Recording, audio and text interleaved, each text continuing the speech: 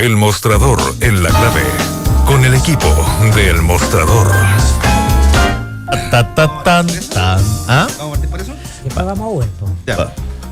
Hagamos un poco de noticia Fresca. Noticia fresca, noticia Pescado fresco, como decían. Bueno, hay dos noticias frescas, una más trágica, una trágica y otra que para los españoles puede ser trágica también, pero desde el punto de vista futbolístico, porque acaba de ser anunciado que el entrenador de la selección de España, que está a punto de jugar unos días más, el viernes con Portugal. Con Portugal, nada más y nada menos. Clave para pasar a la siguiente fase. Sí, pues además esa es una rivalidad seria. Bueno, Lopetegui fue despedido. Y aparentemente fue despedido porque anunció Florentino Pérez, el presidente del Real Madrid, que él había sido contratado para reemplazar a Zinedine Zidane en el Real Madrid. Y esto generaba una nueva situación dentro de la selección española. Tú sabes que la situación catalana es súper heavy. Por cierto. Entre otras cosas porque tú tienes personas que son activistas de la selección hay que partir diciendo que el Barcelona no es un equipo, digamos, de la región de Cataluña, es la selección de Cataluña. Y tiene muchos jugadores, pero hay algunos que son ¿cómo se llama el marido de la Shakira? Piquet es un activista, sí, claro, catalán, sí, tal cual como es Pep Guardiola, digamos. No son personas que tienen opinión solamente, sino que participan, van a las reuniones de sus localidades y bueno, cuando, acuérdate, se nombra la selección que iba al Mundial y empiezan a entrenar después de todo este movimiento de independencia catalana, lo pifian a él, pero en Madrid, siendo una persona que era venerada como parte de la selección española. Pero el hecho es que se producen estos cambios y España, que es uno de los favoritos. Sí, yo no lo conozco, le venía preguntando aquí a nuestro gran comentarista deportivo por el perfil de Florentino Pérez. El Pablo Flores, sí. Claro, pues Florentino Pérez, que es claramente el personaje avasallador, ¿no? Que por sí y antes sí decía anunciar que contrató a Lopetegui sin informarle a la federación, a la Real Federación Española de Fútbol, y desata todo este lío que tiene una pata política, justamente porque es el entrenador del Real Madrid, entonces ¿quién va a administrar el camarín de la selección española? Y no sé, todo va a estar sometido a suspicacia, que pone a este, que no pone a este porque es del Barcelona, que mejor... Bueno, todas esas cosas que son complejas en un momento de sensibilidad máxima del tema catalán, por una parte, pero también está el asunto de lo que es España, pues España en el fútbol mundial. Es una de las... que tengo entendido, yo no soy, pues tú sabes, no soy un seguidor del deporte más que como mero aficionado. Sí. Relativo a lo que te dedicas. No podías tener todas las características. Que te dedicas a ser comentarista deportivo, pero... Por eso que no vas a llegar tan lejos. Era una de las... Así es, era una de las favoritas y parece que eso queda en cuestión ahora. Pero tú tomaste el tema de Florentino Pérez. A mí igual me llamó la atención mucho, no solo, digamos, porque se hizo la conferencia de prensa después de que Zinedine Zidane ganara la tercera Champions seguida, pero me llamó mucho la atención, digamos, esa conferencia para anunciar ese retiro en majestad, ¿no? Pero hay algo que Florentino Pérez siempre hace, provoca crisis y noticia a nivel mundial de manera repentina. Aquí hizo dos cosas en 3-4 semanas. Primero anuncia la salida de Zinedine Zidane y luego a un día provoca una noticia de carácter para el fútbol mundial, pero ahora produce otra a días, digamos, de comenzar el que comience el mundial, y se lleva al director de la selección. O sea, no solamente hay una jugada deportiva o una jugada política en la arena chica. O sea, este tipo provoca noticias de carácter mundial. O sea, están todas las televisiones del mundo, todos los canales del mundo hoy día siguiendo esa noticia y su nombre. Es una capacidad envidiable, sin duda, conflictivo. Es un viejo patrón de fondo, para decirlo en términos... O sea, ¿cómo debe ser? O sea... Y lo poderoso, lo multimillonario, pero lo desagradable que debe ser también. Pero claro, va a arrastrar en buena parte él, yo creo, el eventual fracaso futbolístico de España en el Mundial. Ya por lo menos hay un chivo expiatorio claro, nítido. Esto ya no pasa por la decisión de un técnico. En caso que no le vaya bien, tú tienes la excusa ya. Claro, esto ya salió de la cancha. Claro, se preconfiguró la excusa en caso que no le vaya bien. Sí, eso es lo complejo. Ahora, claro, ¿cuánta será esa presión? ¿Será suficiente para que veamos el fin de la era Florentino Pérez? No es menor lo que le pasa a un país en un mundial, a la selección de un país en un mundial. Sí, pero Florentino Pérez es el rey Midas del Real Madrid, o sea, de toda la fanaticada, de todos los millones, de la danza de millones que pasa por ese club. O sea, no creo que su poder, digamos, baje en el Real Madrid. Ahora, esto revela, porque digamos las cosas por su nombre, esto revela la profundidad del drama al interior de España de lo que está pasando en materia de política interna y particularmente de la situación de independencia catalana. Así es que una situación que normalmente, tú has visto, hay ciertas personas que consideran que el fútbol y la política no deberán nunca tocarse. Yo encuentro que es exactamente al revés, que el fútbol y la política son dos facetas de la vida. Sí, y si la vida no se segmenta. Por una razón, el fútbol reemplazó la guerra. O sea. De hecho, voy a partir un programa de televisión el próximo mañana, que es una especie de tolerancia cero futbolístico con personajes que son hinchas y que hablan de fútbol y de la vida. O sea que desde ese punto de vista, está basado en eso. Pero hay gente que todavía separa cosas y dice, no, espera, los futbolistas que juegan en la cancha y no tienen que tener opinión, no tienen que tener pensamiento político, no tienen que tener pensamiento contingente, no tienen que hacer nada. Pero aquí tú revelas de que la cosa cala muy hondo. Al punto de que te puedes hacer una cosa como esta que perjudica probablemente alguna el estado de ánimo, sin duda, de la selección y eventualmente sus posibilidades en un mundial, pero aún así se hace. Desde que los emperadores asistían al Coliseo en Roma, y la política y el show, porque el fútbol era un deporte, un gran show. Entonces, pero es que no es solamente eso es un gran show y es un mega negocio. Y cuando hay un mega negocio a nivel más que mundial, es esta cuestión. En algún minuto algunos analistas decían que el tema, digamos, de las transacciones económicas en el fútbol tiene que parar porque esto es exorbitante. O sea, estamos hablando de que cada jugador son empresas de multimillones, o sea, y de clubes que manejan presupuestos de países. O sea, estamos hablando, digamos, de que no es solamente un show y para ejemplo el deporte, estamos hablando de plata, estamos hablando de poder, estamos hablando de las transmisiones, o sea, las transmisiones de televisión a nivel mundial. O sea, es una escala que es... Bueno, va a estar muy bueno el partido el viernes, por lo pronto. Bueno, interesante, Julián Lopetegui fue despedido de la selección española en función de este anuncio de que va a ser el próximo entrenador del Real Madrid. Ahora, la pelota le queda a la federación, ¿eh? No sé si tanto al Real Madrid, porque la federación es la que lo echó, tendría que tener ellos poner un reemplazo a 2 días del Mundial. Yo te garantizo que da lo mismo, el clima de opinión va a ser contra Florentino Pérez, absolutamente. El asunto de Florentino Pérez depende del desempeño de España, sí.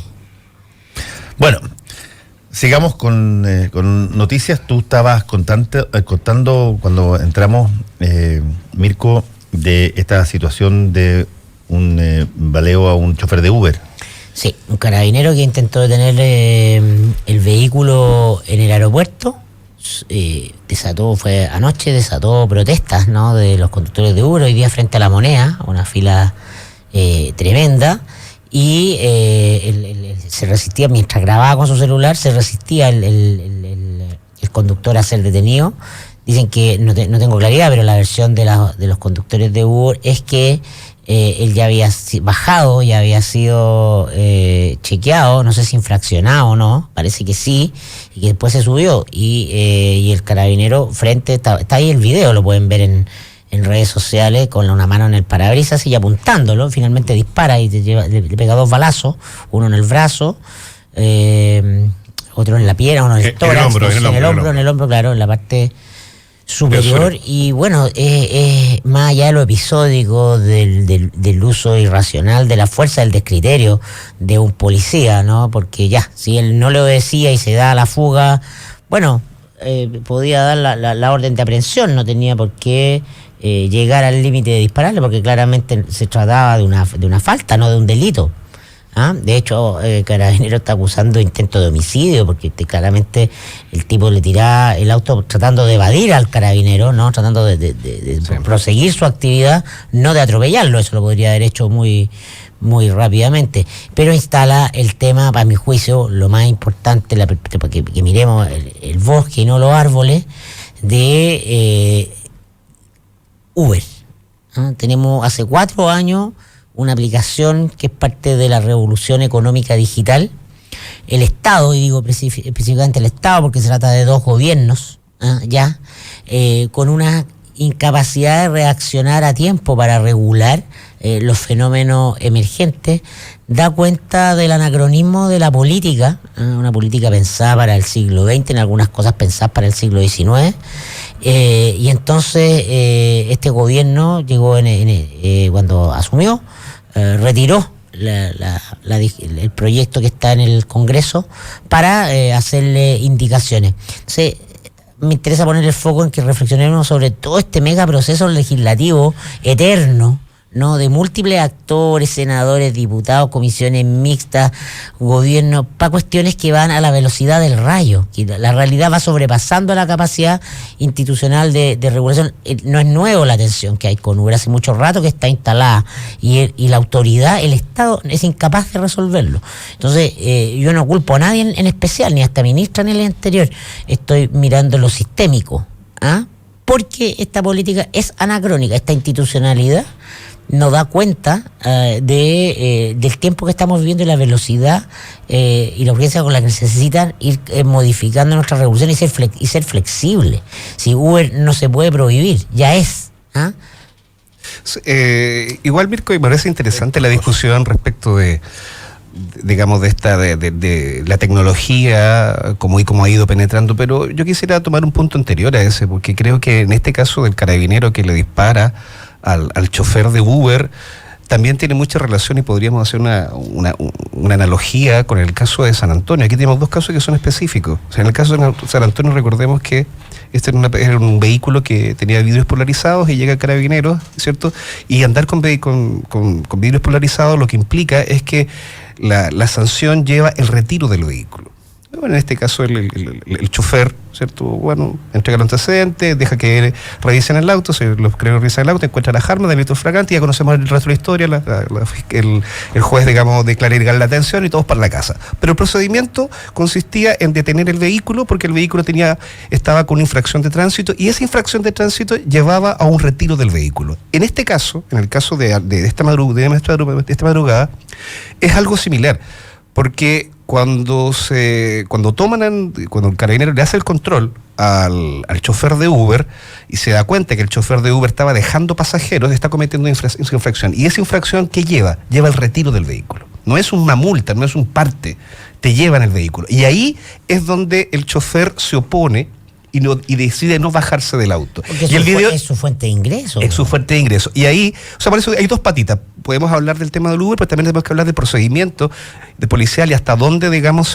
se puede jugar, en el límite entre hacer un control de detención, estar en una falta y convertirla, en este caso, ahí estamos viendo el video, en un delito flagrante. Lo que ocurre acá es que el chofer, yo no veo intención. Es un delito, es una falta. Es una falta. Lo que pasa es que después podríamos decir que el que comete delitos es el carabinero, porque aquí dice, el carabinero está diciendo que él le quiso atropellar. No, el gallo quiere irse, está diciendo que la detención es ilegal, y ahí carabinero le pega 2 balazos. Primero tenemos, el tema de si existe o no existe, y aquí es evidente, una justificación de la fuerza. O sea, yo no veo intenciones del chofer de atropellar al carabinero. Sí, de resistirse al control de detención. Pero resistirse a un control de detención amerita que carabinero le dispare 2 balazos al cuerpo. O sea, de frente, a menos de 1 metro de distancia. O sea, y claro, hoy día las excusas son, es que el carabinero estuvo en defensa propia. Y eso nos vuelve a... No es un asaltante, Es que no es un asaltante. Claro, pues es la falta de criterio, porque sentido común y criterio, porque por ejemplo en el caso de San Antonio es al revés. Carabinero actúa bien y después la justicia, hay un debate muy interesante ahí sobre si realmente, se amerita que un carabinero puede hacer una revisión de una propiedad privada, de un vehículo a partir de una falta de tránsito y encontrarse un delito flagrante, o está el respeto también. Pero ¿sabes por qué yo te planteaba lo primero, porque ahí esto efectivamente tú tienes un punto que hay una conversación, que otra conversación sobre los criterios de los carabineros, y que tenemos muchos carabineros express, y están sometidos a presión, y están estresados, tendrán el criterio para andar portando armas o hacer el uso de la fuerza, que es un privilegio que le da la sociedad, el uso de la fuerza a los carabineros, que tiene que ser reglada, medida, etcétera. Bueno, pero oye, los Uber no pueden entrar al aeropuerto, está prohibido que los Uber vayan al aeropuerto. ¿Tiene sentido eso? Bueno, entonces, tienen que van igual, porque la realidad supera a la regla, ¿no? Y tienen que hacerse pasar por parientes que van a buscar a la gente que viene al aeropuerto. Me pregunto por qué tanto en el aeropuerto, porque los Uber funcionan en todas partes, pero ahí, en el aeropuerto especialmente, es dramático. Como la separación que teníamos. Tú tenías que las parejas tenían que ir a mentir a un juez porque no teníamos divorcio. Entonces Chile era un país muy correcto porque no había divorcio y la gente se separaba vía la nulidad del matrimonio. Entonces, no, tenemos arreglado, Uber no va al aeropuerto, pero tú vas igual, pero tienen que mentir. Entonces meten al pasajero adelante para que parezca que la pareja, el familiar, el amigo, lo que lo van a... Oye, pero es que es patológica nuestra incapacidad de entender la realidad más allá de la normativa. Somos tan normativistas, tan detallistas en tonteras. Entonces...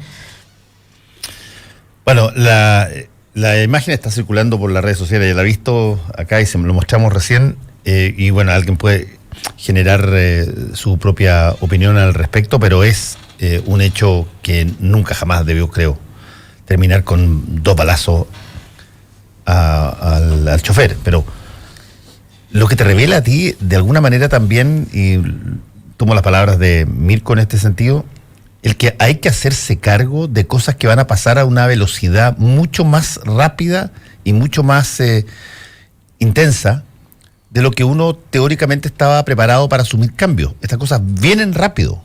O sea, yo al revés, mira, ya comenzó hace mucho rato. Lo que pasa es que estamos a contrapié. Estamos a contrapié. Pero te pongo el ejemplo del caso de los cibercrimen.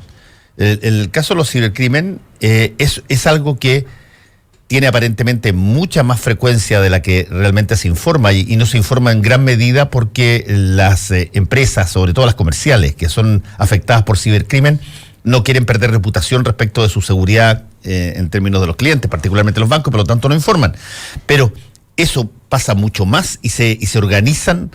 Ayer Eduardo Vergara, ciberseguridad Eduardo Vergara en Última Mirada, ex jefe de Seguridad Pública del Ministerio del Interior, él decía que se produce una paradoja brutal en esto porque los hackers en estas cosas colaboran entre ellos, se traspasan los parches para enfrentar las nuevas actualizaciones, existen sitios web donde se colaboran, pero las empresas son cero cooperativas entre ellos porque no informan ni transparentan, porque les da preocupación que aparezcan vulnerables y por lo tanto los clientes se le retiren.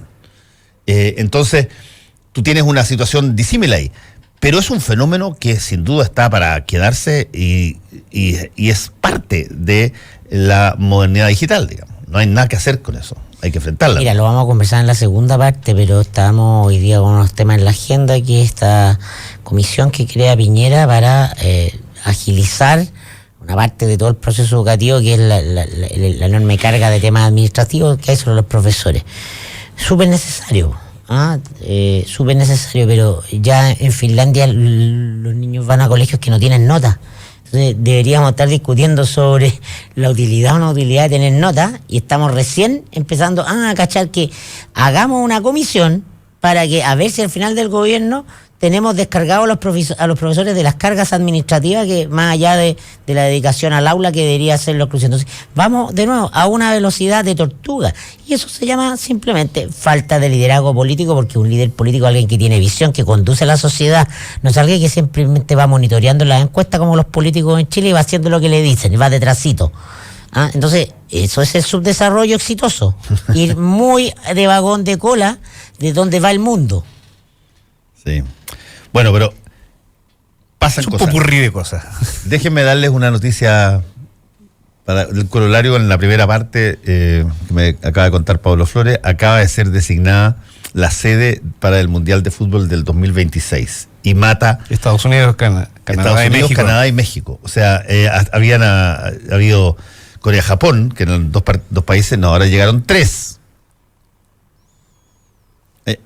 Y no va a jugar los 32 de ahora, sino que 48 equipos. Está estudiándoselo de los 48. No, yo creo que está zanjado. Eso está casi zanjado. Está cocinado. Sí. Y por eso es que yo creo que agregan más países, para tener más sedes y para tener una cosa así. Con el grado... Falta que sean 2 meses nomás. Con el grado, yo digo, con el grado de distanciamiento amistoso que está teniendo hoy día Estados Unidos respecto de Canadá y de México, van a tener que coordinarse de una manera muy amorosa para hacer un mundial simultáneo en los 3 países. Queda mucho. Queda mucho. 2026, yo sé, queda mucho. Pero eso a veces hay que reconstruir. Más interés va a tener la elección mexicana este 1 de julio. Sin duda. Donde corre Andrés Manuel López Obrador y su furioso discurso antitrampista, muy bien construido, como favorito, con mucha distancia del resto. Sí. Es un personaje tremendo, López Obrador. Y bueno, y además lo que tú comentabas ayer, Estados Unidos, Trump, más bien dicho, que se arroga a enfrentarse a su socio y vecino Canadá, y allá te introducen en la cumbre del G7. Cuando un país te dice... Pero el fútbol supera las diferencias. Sí, es verdad. Cuando un país le dice al otro presidente, oye, nosotros hemos enviado tropas por ustedes a donde ustedes han pedido, y ahora vienes aquí a subirme así sin decirme ni agua va... las tarifas como si fuéramos los tipos más chanchos, asquerosos posibles. Estoy hablando de Canadá, no estoy hablando de México, donde Trump los puede mirar como qué sé yo, mano de obra de sus edificios. No, aquí estamos hablando... Ahora, esto la FIFA le devuelve la mano a Estados Unidos, porque con esto le complica el muro a Trump. O sea, no podís estar organizando un mundial con tu vecino y construyendo un muro. Por lo que hablábamos recién, que en el fondo no es solamente fútbol. O sea, podí, pero sería muy ruidoso. Es buen punto. Hacemos una pausa y ya volvemos.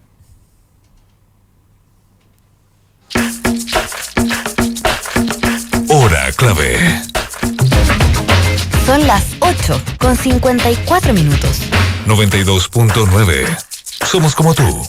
Somos la clave. Los que sabemos de café, conocemos el secreto. Hace más de 75 años que en Cabrales buscamos en las plantaciones los mejores granos para darte el mejor café como a vos te gusta. Tostado por manos expertas, de exquisito aroma y sabor y en todas las variedades. Cabrales es ideal para disfrutar en todo momento y lugar. Cabrales significa buen café. Encuéntranos en los mejores hoteles, restaurantes, cafeterías y supermercados del país. Pedí una demostración en cafecabrales.cl y descubrí por qué somos el café número 1 de la Argentina. Cabrales, dedicados al café. Para hacer un buen negocio, necesita ser un gran anfitrión. Para organizar un seminario productivo, debe elegir el lugar correcto. Visite Hotel Los Nogales y compruebe que superaremos sus expectativas. 5 salones de hasta 300 personas con equipos audiovisuales, estacionamiento y Wi-Fi de alta calidad. Cotice en hotelnogales.cl o al 223-356958. A 2 cuadras del Metro Estación Los Leones. Hotel Nogales, Los Nogales 741 Providencia. Y ahora se sube al escenario a recibir el premio a la más buenísima para llegar a jugar con los niños. Redoble de tambores. El premio va para Belén Orellana. ¿Y sabes para qué también es buenísima ella? Para tomar manantial. Y cuando lo hace porque tiene el auténtico sabor del agua. Y es buenísima, porque es la única agua chilena premiada con el Superior Taste Award 2017. Y es buenísima, porque la puedes tener en tu casa u oficina. Pídela en manantial.com. Estamos de vuelta con el mostrador en la clave. Estaba Héctor Cosio con nosotros y Mirko Macari. Y bueno, ayer hubo una noticia que en política estas cosas son sabrosas, más que importantes. ¿Eso? No, son sabrosas, son importantes, pero son sabrosas por el hecho, porque uno aquí avisora que hay negociación. Uno se imagina toda la discusión que pudo haber habido bajo el nombramiento de Mariana Elwin como cabecilla de la mesa de educación. Sí, Mariana Elwin tiene cero importancia, o sea, solo tiene importancia en la esfera de la pauta mercurial, pero no tiene ni un voto en la DC, se fue. ¿A quién representa? ¿Cuántos son progresismo con progreso? ¿30, 50, 100? Da lo mismo. Pero bueno, la carga simbólica de la conversación pública en Chile, obviamente que le atribuye algún chimento al asunto. Yo creo que políticamente no es muy sorpresivo. Tampoco entra al gobierno de ministra, es simplemente un guiño de acercamiento. Aún no se puede leer distinto del hecho de que Correa, Sutil y Burgo hayan aceptado defender al ministro Santelice, de que Sichel, ex DC, ahora Ciudadano, sea el vicepresidente Corfo. Ese movimiento ya está ocurriendo, ya va lenta y sostenidamente. ¿Dónde va a terminar y cómo? Esa es la pregunta política realmente relevante, pero ya todo ese mundo, porque además está en esa misma comisión un ex ministro PPD, ¿no? José Weinstein. Sí. ¿Ah? Entonces tú ves que el mundo del laguismo, del concertacionismo tradicional, Maduro, ya está desafectado de cualquier proyecto que tengan los partidos de centro izquierda, y tienen agenda propia, ¿ah? Y bailan muy bien con el deseo de la dupla Piñera-Chadwick de que el gobierno Piñera siga siendo un gobierno de continuidad de la concertación y rescatar la obra histórica de la concertación. Ese es el proyecto, a eso apunta. Más allá de lo que vamos a conversar de que efectivamente que muy tardíamente tenemos al fin un foco puesto en un tema de educación propiamente tal, y no meramente en reglas sistémicas o de financiamiento, etcétera. Yo tengo la impresión de que el presidente Piñera, tanto en su primer mandato como ahora, siempre ha tenido como un objetivo el intentar atraer a figuras tutelares de lo que fuera su expartido, de la democracia cristiana. Creo que lo hizo con Jaime Rabiné, como un globo sonda que lo consiguió hacer y no le resultó, pero me da a mí la impresión de que él considera que esas personas que están dentro del ámbito de lo que podríamos llamar la centro derecha más liberal, ese grupo de personajes, son capaces, incluso en términos comunicacionales, de compensar muchas veces la presencia muy potente que tiene y que necesita de partidos como la UDI o personajes particulares de ese partido que le hacen un contrapeso muy fuerte al presidente Piñera sin tener un respaldo o un sustentoso por el lado de las miradas más liberales, más modernas. De hecho, hoy día lo estamos viendo con todo lo que sucede en materia, por ejemplo, de la amenaza del Tribunal Constitucional por la denominada tómbola. No es una cosa muy agradable. Y por lo tanto, tener esta pata y convencer a jerarcas con buena prensa de la democracia cristiana de incorporarse a su idea, yo creo que es una cosa que él ha buscado siempre y lo ha tratado de hacer. Y Mariana Elwin hace ya rato que estaba fuera y yo creo que los cambios ideológicos, los cambios de posiciones, los cambios de alianza son perfectamente lógicos y aceptables en política, y cosa de que se sinceren nomás. Yo discrepo de la idea de pensar que hay cambio ideológico, al contrario. Hay mucha sintonía ideológica en toda esta elite, que es la elite de la transición, ¿no? El discurso de la transición en torno al consenso neoliberal tiene esa característica y su fuerza y su vigencia por mucho tiempo sin discusión. Te habla de la homogeneidad discursiva de estos grupos. Las diferencias venían del siglo XX y tenían que ver con la historia y los partidos de cada uno, pero los 90 son el punto de encuentro de vieja élite de izquierda y de derecha en torno al consenso neoliberal. Entonces es justamente el proyecto de Nueva Mayoría quien se corre un poco. Sí, puede ser. Del establishment neoliberal, y ahí se produce la tensión en la centroizquierda, y hoy día eso se trata de organizar, pero ya en otro mundo, en un mundo con nuevas demandas, con otras agendas, con otros valores, yo me estoy refiriendo a con quién, tensiones. Yo me estoy refiriendo más bien a una postura, si tú quieres, casi estética. ¿Con quién tú hoy día te sientes cómodo al lado? ¿Con quién creciste? Mariana Elwin y Sebastián Piñera son parte de un círculo pero es que no me estoy social familiar. Bien, pero que yo te insisto en que no estoy hablando de una caricatura, estoy hablando de con quién tú te sientes cómodo, más allá del presidente de la República. Porque el presidente de la República es una persona. Por eso la persona. No, pero tú te sientes hoy día mucho más cerca, tienes mucho menos problema y mucho menos conflicto de dormir en la noche si es que tú te alías y sonríes y participas con la UDI que con el PC. Depende con quién duermas. La UDI que con el PC. En el caso de Mariano Elwë eso es evidente. Y quizás probablemente también en el caso de Jorge Burgo o en el caso de Jorge Correa Sutil. En un momento dado no tenían problema en estar en una foto en la Asamblea de la Civilidad durante la dictadura o en la primera concertación o en algunas cosas que pudieran haber llevado a cabo al principio de la nueva mayoría. No tenían grandes dificultades, qué sé yo, refunfuñaban un rato, no les gustaba, pero se sacaban la foto, eran parte del mismo gabinete. Hoy día hay personas dentro de la ADC que no toleran que estén ciertas personas al lado en la foto, pero sí toleran a otros que no toleraban hasta hace muy poquito. Bueno, tú diste un punto en el clave, que se trata de una foto. Exacto, una estética. Se trata de una foto, se trata, digamos, de una señal política irrelevante. En la era de la selfie.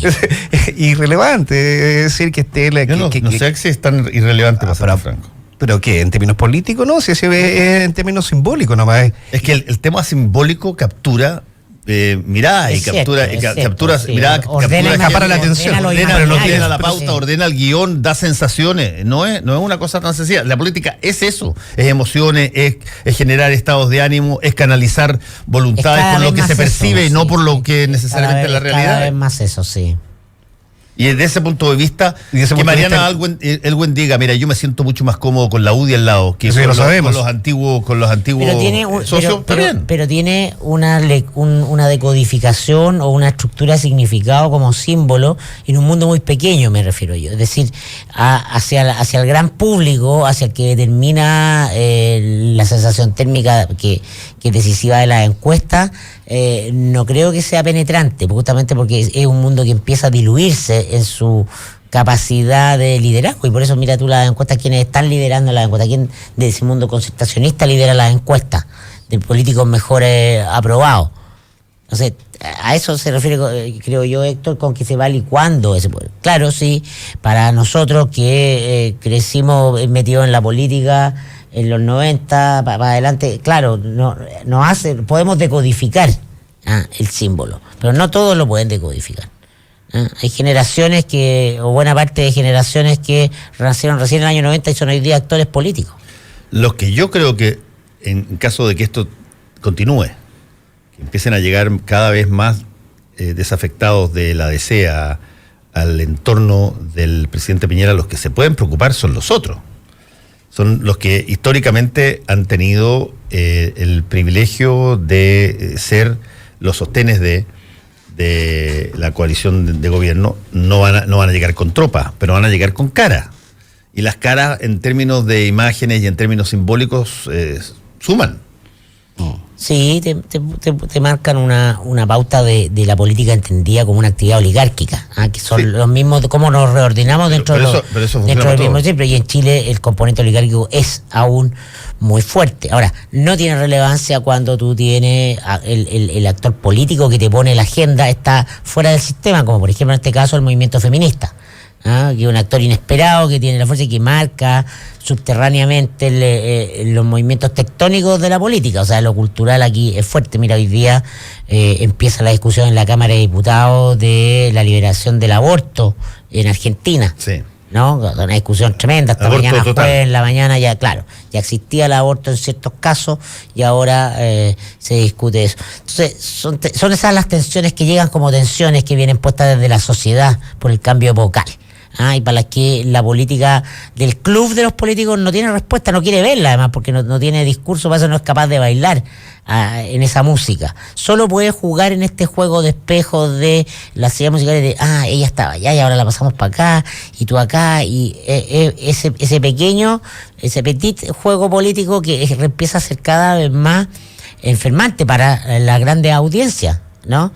Excluyendo los periodos electorales, es lo que distancia a la ciudadanía de la política, la incapacidad de construir un lenguaje que dialogue con lo que está en tensión, de procesar más allá de un puñado de medidas, y en esto no estoy criticando al gobierno, porque esto es transversal, tiene que ver con la falta de formación de una política anquilosada, oligarquizada, que se repitió hasta el cansancio, y que hoy día es parte de esencial de esta crisis de distancia, que no es una crisis, no es una crisis de funcionamiento de la sociedad, no es una crisis de significado, de representación, de la esencia de lo que es la democracia representativa. Oye, ya que este es un comentario ecléctico y dialéctico. Exacto, ecléctico. Quisiera traer a colación también esto de el aumento de penas por los delitos de cohecho. Lo que me llama la atención, más allá de que estén subiendo un grado y que estén aumentando las multas en temas digamos, de cohecho en funcionarios, o el tema de la administración desleal, la premura con la cual Larraín empieza, digamos, el ministro el ministro de Justicia empieza a aglutinar a los senadores para lograr, digamos, esta modificación al penal, digamos, al tema del soborno y del cohecho, tiene que ver con que se empiezan a acortar los plazos para que Chile muestre adelantos en sus compromisos con la OCDE. La OCDE viene a principios de julio a revisar los compromisos chilenos. No hay que recordar que la OCDE es como un club, digamos, de buenos alumnos, en donde todos tienen que rendir pruebas, y ahí están los malos alumnos, los repitentes, los copiones, y por ahí están, digamos, los que tienen problemas de aprendizaje, y podríamos ubicar a Chile dentro de eso, dentro de ese club, digamos, que tienen problemas de aprendizaje. El punto es que empiezan a hacerse todas estas modificaciones para dar cuenta de avances en la OCDE. Pero no es solamente en el tema judicial, en delitos, digamos, de cuello y corbata, sino que también hay otras materias donde Chile también tiene que rendir examen este año y no se ha dicho absolutamente nada. Hay temas, por ejemplo, como el tema de los precursores químicos, que tiene que ver con el narcotráfico, donde Chile se ha hecho absolutamente leso los últimos 10 años en términos, digamos, de control del narcotráfico a gran escala. Tenéis temas, por ejemplo, de ciencia y tecnología, tenéis temas de comunicación, tenéis temas de inversión extranjera. O sea, son como 5 o 6 temas en que Chile tiene que rendir cuenta este año sobre avances concretos. Y la verdad es que yo no he escuchado ni he visto absolutamente nada, excepto, digamos, esta carrera de Larraín por aumentar las penas en el delito de soborno. Sí, mejor que lo haga que no lo haga en todo caso.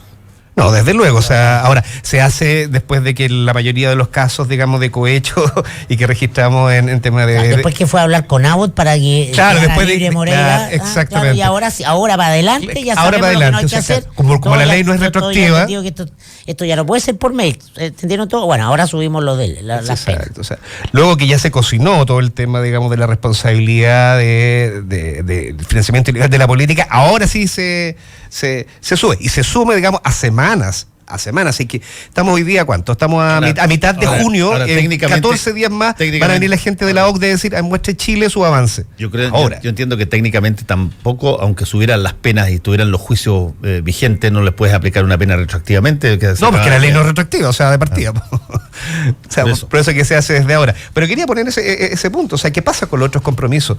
O sea, porque siempre estamos hablando de la OCDE, pero esos son compromisos que hay que cumplir. Claro, no hay multas, no hay cosas de esa naturaleza, pero en términos de política internacional, dar la palabra y decir yo quiero pertenecer a este selecto club y no dar el ancho, es un tema, digamos, político importante. Pero por ejemplo se sube, como todo en Chile superficial, tú subes las multas para quienes, las penas para quienes cometen el delito, el cohechador y el cohechado. ¿Y qué pasa en la relación del Estado con las empresas que quieren cohechar políticos?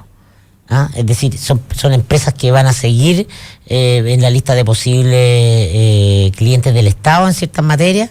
¿Cuál va a ser la relación del Estado con una empresa que quiere cohechar a una autoridad? Esa es una reflexión sistémica más grande que está ausente también. Es decir, lo acabamos de ver en el caso de SQM. Eso tiene que ver con gobiernos corporativos. Lo acabamos de ver en el caso de SQM, donde el SQM tiene, con respecto al Estado, contratos enormes, gigantes y sobre recursos. Por eso te lo planteo, porque es la hueca en pelota. Y por lo tanto, y el Estado trató de hacer una situación de modificar los términos de algún tipo de tratos para para corregir el convenio probablemente totalmente cuando expiraba en el año 2030, pero al final lo que se demostró es que no lo pudiste hacer. Reingresaron las personas que manejaban esa empresa en la época de los cohechos y en la época del financiamiento ilegal de la política a posiciones estratégicas y en definitiva el Estado se subsumó en esta situación. Se dijo... Es neutral, que aparentemente en teoría, ¿no? Que le da lo mismo lo que la empresa quiso hacer. Entonces, le puede dar lo mismo lo que una empresa quiere hacer. Si una empresa se quiere llevar por delante el proceso de liberación política democrática, ¿ah? Quiere saltarse la soberanía popular y quiere comprar y capturar, ¿no? al representante del ciudadano y manejarlo a su arbitrio, al Estado le da lo mismo. Esa es la señal, po. Bueno, eso es el modelo neoliberal, po. Este es un asunto entre privados, ese es el discurso que tú escuchas. No es decir, oye, esto es ya una empresa privada, se vieron los acciones, se piensa todo fragmentariamente. Sí, pero la ventaja para que ese escenario apocalíptico en términos de ciudadanía y de democracia que tú ofreces, Mirko, la ventaja es que tú, puede ser que no se te aplique en Chile, pero tú tienes referencias respecto de que cuando esas cosas pasan en otras democracias quizás incluso más neoliberales que la nuestra, cae pero como una pirámide encima el peso de la justicia. Y lo que nosotros tenemos que hacer es decir, mira, nosotros queremos ser tan neoliberales como eso. Hay democracias mucho más liberales, pero no hay democracias más neoliberales, porque el neoliberalismo es una ideología que no tiene que ver con el funcionamiento de los mercados, sino con la colonización de espacios públicos y la política esencialmente por parte de las lógicas privadas. Es la extensión de las lógicas de mercado a toda la vida social, es construir una economía en medio de construir una sociedad. Está bien, pero entonces no hay democracias más neoliberales, pueden haber democracias mucho más liberales, que son cosas distintas. Bueno, pero incluso asumiendo lo que tú estás señalando, yo te digo que hay criterios donde la impronta privada o particular es superlativa y aborda muchas cosas, donde la falta a la confianza pública es castigada como si fuese un delito ultra mayor. En Chile, donde ese tipo de lógica se basa en un discurso de confianza pública, pero a la hora de la vulneración de esa confianza pública se hace todo lo posible para que no pase nada en determinadas instancias. Las prácticas son las contrarias porque vivimos en un capitalismo amigote. Lo que hay que hacer es ajustar esas situaciones a lo que corresponde. Y lo que corresponde es bastante más que lo que se ha anunciado, creo. Exactamente, ese es el punto. Está bien que se suena la pena, pero el asunto no se soluciona ahí. Es para la galería, es para decir, mire, como dice Héctor, checklist. Si viene el audio ya subimos las penas. Seguimos la recomendación. Pero también es más restrictivo, porque tampoco son grandes avances en temas penales, como dices tú bien, tampoco está regulado, bueno, no es una responsabilidad penal, porque las responsabilidades penales son individuales, pero también debería abrirse, si vamos a hablar, digamos, de corrupción, y vamos a hablar, digamos, de avances en esa materia, no solamente se tienen que remitir al tema del Código Penal, a resubir las penas en cuanto, digamos, a ciertas conductas ilegales. Tiene que ver con eso, tiene que ver, digamos, con mostrar una efectividad mucho mayor en el control para evitar cosas como la de Ponce Lerú. Efectivamente, sobre eso no hay absolutamente nada en términos, digamos, de corrupción. Entre otras cosas, desistió de perseguir la responsabilidad penal de la empresa jurídica. Exacto. Y lo más grave de todo, a mi juicio. Incluso más grave que haber desistido de perseguir el cohecho, que es una cuestión que está, bueno, que en el caso de Longueira probablemente se va a perseguir como excepcional. Pero... Sí. Pero ahí es donde radicaba el asunto, porque este es un comportamiento institucional. No tiene que ver como se ha querido presentar con una arrancada de tarro de Patricio Contese, del gerente general. O sea, la profundidad y la transversalidad de la corrupción política que ejerce Soquimich habla de una responsabilidad institucional que el Estado no va a cobrar. El Estado, a través del ente persecutor, no va a cobrar. No, y la señal peor es que la admite. O sea, la admite, la deja pasar y la va... Y da lo mismo, exactamente. La valora. Mira, yo he citado varias veces a Gary Becker, el premio Nobel de la Universidad de Chicago, cuando él creó un modelo que él llamó el modelo simple de crimen racional, para aplicarlo incluso a las empresas, y que tiene su sigla, en su sigla inglesa, SMORC.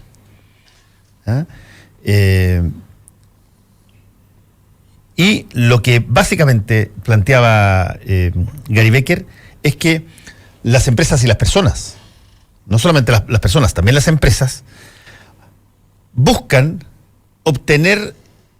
muchas veces obtener beneficios ilegalmente. Y para eso acuden a este SMORC, este modelo racional, de comportamiento racional, donde básicamente señala que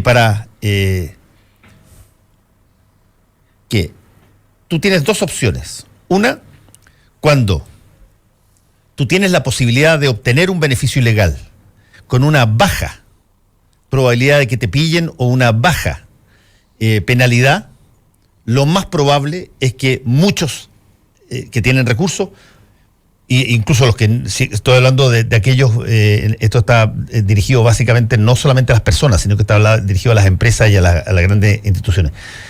Tú tienes un incentivo para que eso se produzca. Si es que tú tienes una situación donde cuesta hacerlo, porque la ley es mucho más rigurosa, cuesta hacerlo, y además tienes mucha penalidad, tú disuades a la persona que lo haga. Pero en términos racionales, dice Gary Becker, en términos racionales, si tú estás en una sociedad como la chilena, donde las penas son bajísimas, donde las posibilidades de pillarte son muy bajas, donde el botín para poder acceder a él, porque tú tienes todas las leyes posibles de evasión de impuestos y de todas las cosas, son muy disponibles, el modelo racional de conducta delictual te dice, tienes que robar.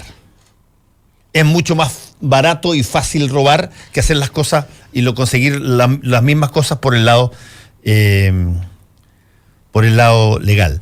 No dice que hay que, no te está diciendo Gary Becker, oye, robe, confiértate, no, te dice, ese es un modelo, esa es una situación que impulsa, inicia, estimula que las empresas y las personas con recursos roben. Porque si es que son pilladas, que es una muy baja probabilidad, la pena es muy baja, y por lo tanto, como se ha visto en las multas, ¿no? Se ha visto en el caso de las colusiones, donde tú pagas una fracción minúscula de aquello que te echaste al bolsillo. Y él lo estableció como un modelo específico que, repito, se llama modelo simple de crimen racional. Y donde él dice, mientras existan esas variables, cuando existan estas variables, en cualquier lugar donde existan estas variables, oportunidad, baja persecución y baja pena, el estándar de muchos va a ser cometer el delito. Es un estímulo el delito. La ética no te lo refrena. Es básicamente lo que te dice. No puedes ampararte solamente en el estatus ético de la empresa o del empresario o de la persona que puede robar, porque están dándote la posibilidad de que lo hagas con muy baja probabilidad de que te pillen, y si te pillan, con muy baja posibilidad de que la sentencia sea una cosa que aleccionadora. Ahora se está enredando el asunto, porque mira, el Tribunal Constitucional, por ejemplo, en la negociación de la Fiscalía con los socios controladores de venta, decretó no innovar. Es cierto. Suspender, ojo. Sí, no, es que ya algo tiene que haber un poco de cueca. Ahora, lo que está la vía tan despejada igual el asunto está trabado. Ahora en este aumento de penas también en tema del soborno y del cohecho, lo que parece más interesante, pese a, digamos, que no tiene ningún efecto práctico en lo que ya vivimos, porque no es retroactivo y da lo mismo, digamos, todo lo que pasó, ya ahí ya la operación impunidad ya ocurrió, es que son el tema de las multas, más allá de los grados de pena, que los grados de pena nunca son de cárcel efectiva, porque siempre existe la posibilidad, digamos, de presentar la irreprochable conducta anterior y todo eso, y por ejemplo bajar un grado y al final nunca vaya a salir preso, pero sí está aumentando las penas. Eso me parece a mí interesante, porque el delito de cohecho, antes de esta reforma, si tú por ejemplo sobornabas a un funcionario público para que hiciera tal cosa y le pasara ahí un billete, la multa asociada, digamos, a comprobarse ese delito llegaba a la mitad de lo cohechado. O sea, si yo te pago 300 lucas y después tú salís condenado, tenés que devolverme 150. Claro, que está pensado para el Estado que administran los radicales, pues. Ahora, al menos, digamos, es el piso mínimo es lo mismo, pero puede llegar hasta el cuádruple. Fue pensado en un país de más bien pobre, de ingresos medio a pobre, de clase media, yo creo que tiene que ver con el tema también del derecho a la propiedad. En el fondo el viñete aquí siempre está protegido. Pero el contexto, pero claro, ¿dónde lo piensas? ¿Desde dónde lo piensas? ¿Desde qué contexto histórico estás pensando ese tipo de... Estás pensando en los compadritos que tú tenías en el aparato del Estado, po. Sí, no en el cohecho institucional. Todo nuestro código penal, digamos, se basa en situaciones absolutamente arcaicas, en donde la sociedad se manejaba con otros parámetros. O sea, el tema de la propiedad, que es en definitiva quien tiene digamos, los recursos por sobre el otro, eso es lo más importante. Y en todas las áreas del Código Penal siempre, digamos, el tema de la propiedad va a estar por sobre el tema de la vida, por sobre todo. O sea, el tema de la plata es fundamental. Así se estructura el Código Penal chileno, en función de la propiedad y en función, digamos, de quién es el jefe, el otro, o sea, de la cosa, de la verticalidad. No te olvides tú que constitucionalmente esto surge del trauma de la UP y lo que Jaime Guzmán veía como la necesidad de proteger la esencia de la libertad, que era lo que tú poseías, digamos. Sí, pues exacto. Y por así lo tanto, se define la libertad, y por de la propiedad. Algo que puede parecer bastante razonable también en el marco de las situaciones, se te va convirtiendo de a poco en una carcasa que te protege, que la verdad no es que te proteja, sino que te permite hacer un montón de cosas. Hay un proyecto de estudio de nuevo Código Penal, eso yo no sé en qué irá, pero hay una comisión realizando un nuevo Código Penal. Como se hizo uno procesal penal, como se cambió todo el procedimiento. Sí, o sea, lo que te hacen esas modificaciones. He escuchado acerca de eso. Pero por ahora hay ciertas medidas que se han planteado por parte del gobierno del presidente Piñera en términos penales, que son aumentos de pena, por ejemplo, toda esta lógica de que suba la penalidad por comprar artículos robados. Es una cadena del delito que debería ser bien interesante ver cómo el cliente, en términos del mercado de cosas usadas, cómo puede corroborar de que algo no es robado. No, yo creo que el pensamiento de eso no va a por la ley antiportonazo, decís tú. Claro, yo creo que eso está pensado en función, digamos, del ejercicio efectivo de la disuasión del delito. O sea, si tú matallas, digamos, a quien compra, igualáis las penas, digamos, de quien compra, de quien comete el delito, está ahí cortando el círculo delictivo, que el círculo delictivo es yo robo para vender y hay un comprador que compra lo robado. Si tú cortas, digamos, la última fase del delito, rompes la cadena delictual. O sea, y es tan evidente, y esa cuestión además está aplicado en mucha jurisprudencia en nuestros países, y aquí en Chile recién estamos encontrando, digamos, la punta de la hebra, o sea, la pólvora. Claro, porque lo penal está pensado de otro lugar, po. Lo penal, por eso te decía, el Código Penal está pensado de otra sociedad. Está pensado desde la propiedad, o sea, quien compra un artículo robado no tiene responsabilidad, ¿cachai? Porque no sabe, no. O sea, el circuito criminal tiene esa finalidad, robar para vender, no robar para quedarte en la casa, o sea, lo robáis para vender. Es una actividad económica, una industria. Es una actividad económica, desde luego. Sí. Sí, yo tengo mis dudas sobre eso por varias razones. Una de las razones es que va a tener un montón de gente que tiene que transformarse en una especie de pesquisador del producto que compra. No tiene por qué saber que es robado. Pero es muy sencillo eso. A ver, ¿qué tan sencillo? Por ejemplo, bueno, un caso práctico. Hace mucho tiempo me robaron una bicicleta y yo llegué y compré una bicicleta, o sea, me robaron una bicicleta y después llegó un tipo y me dijo, oye, ya que te robaron una bicicleta, te vendo esta. Así nada, y va y la compré. Agarré la bicicleta y me fui al supermercado. Llegué al supermercado y un tipo se me acerca y me dice, oye, esa bicicleta es mía. Le dije, ¿cómo es mía? Se la acabo de comprar. Es mía, po. Me hizo, le robaron la semana pasada. ¿Te muestro una foto? Voy a mostrar la foto. Que tuve que hacer yo en ese minuto, devolver la bicicleta. Ya perdí la plata y devolví la bicicleta. Pero yo sabía que estaba comprando algo. Pero déjame plantearte lo siguiente. Que estaba robado. Déjame plantearte. Yo acabo de meterme a Mercado Libre para comprar una micro SD que son de memoria. Unos aceites especiales de masaje. una memoria interna del celular. Y tú pides bicicletas. Y tienes un lote de bicicletas. Muchas de esas bicicletas no tienen la más leve idea de dónde son, de dónde vienen. Son bicicletas que te las venden de segunda mano y tú vas y compras la bicicleta. Lo que digo es, ¿cuál es el argumento del comprador si que se descubre que se compró una bicicleta robada? Va a decir, oye, yo lo saqué de un portal que está expuesto todo, está libre todo, porque la reducción no es como en las películas. La reducción de cosas robadas no es como en las películas. Claro, podrá ser en el caso de que tú tengas anillos de diamantes que son súper difíciles de tener qué sé yo, en volumen. Pero en cosas cotidianas, esto está puesto en todas partes y tú no tienes cómo saber si es que esa cosa es robada o no robada. Por lo tanto, o no compras en eso, que puede ser, como tú dices, tú dejas de comprar por temor a que eventualmente pueda ser una cosa robada y eventualmente en ese sentido desestimula que alguien robe. Yo te pongo otro ejemplo, mira. Pero va a existir muchísima gente que va a decir, pero oye, todo esto está de alguna manera, hay cierta formalidad en la asunto. Bueno, si hablas de Mercado Libre, también hay muchas cosas que le venden a través de tarjetas de crédito y eso es un control respecto, digamos, del origen del producto. Pero te planteo, por ejemplo... No del origen, el control de la compra. De la compra, claro. Pero te pongo, por ejemplo, el tema de los vehículos robados. O sea, los vehículos robados hay, los portonazos. ¿Por qué hay tanto robo? ¿Por qué hay tanto robo de vehículos? Porque los venden por piezas y venden los vehículos. Si hay esos robos, tiene una razón. Es porque hay un comprador. Sí, es evidente que hay un comprador. Por eso roban estos vehículos, por eso están los portonazos. Si tú le pones una pena alta, equivalente a quien roba, a quien compra ese auto usado, vas a desincentivar el delito. Por eso que es una cadena delictual. Estoy de acuerdo contigo. Lo que sí va a ocurrir, porque como van a seguir gente comprando segunda mano y de repente va a haber un auto que va a ser robado, lo que tú vas a tener es un aumento de explicaciones enormemente grande respecto de cómo compraste algo en el mercado secundario.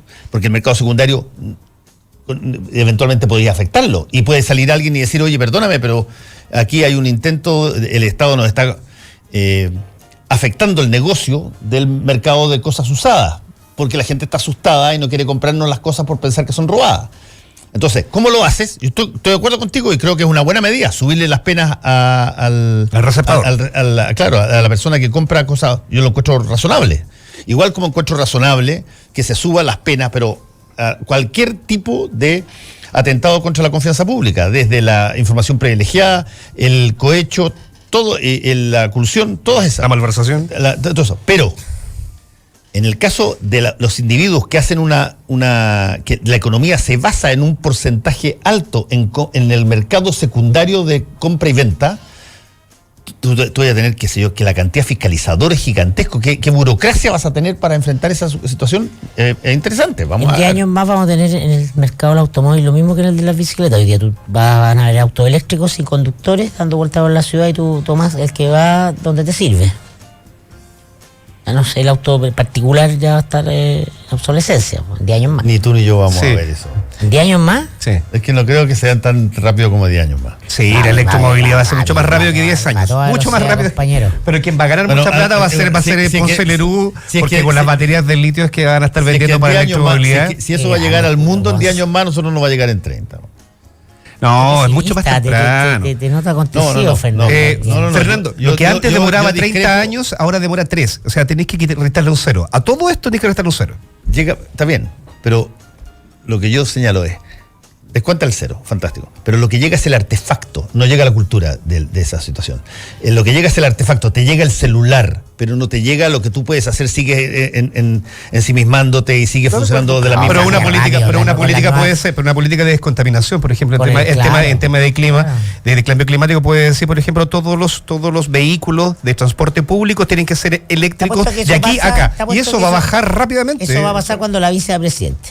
Te apuesto. Y todo monitoreado por drones.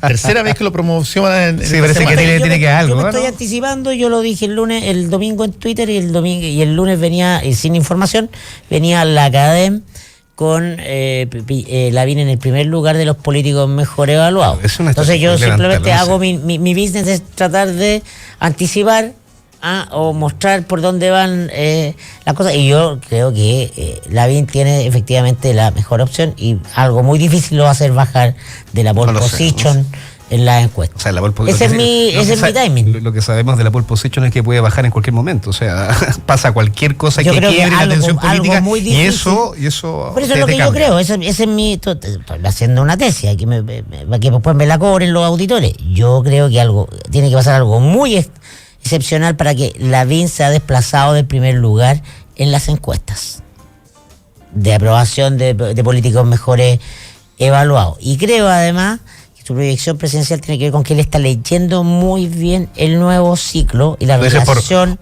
con las audiencias. La democracia, estamos en la democracia de las audiencias. La viene es el político que mejor lee hoy día, la democracia de la audiencia. Ya. También lo hace la Katy Barriga en Maipú. Quiero agradecerle a Héctor Cosio y también a Mirko Macari. Volvemos. Nos vemos. Nos vemos, Fernando.